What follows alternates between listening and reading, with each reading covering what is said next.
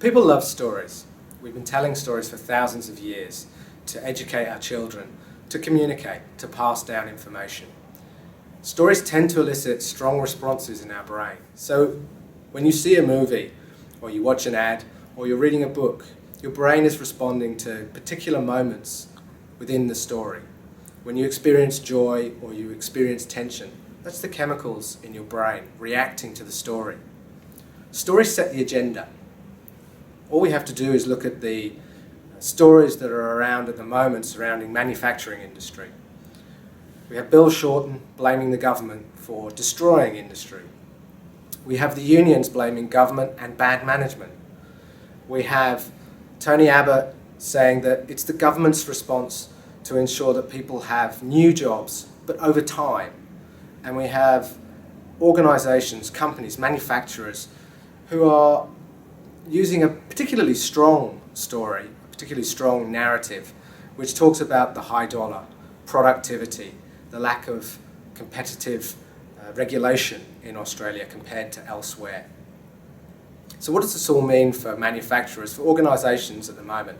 Well, it really means that they need strong stories. Both those that are leaving the country and those that whisper it quietly are actually staying and are likely to be a success in the future.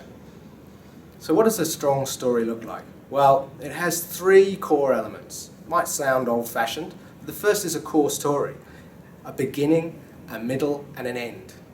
The other two elements are the context and the response. And these three elements combine together to create a logical, emotional, practical, and consistent narrative that can be used across a range of communications.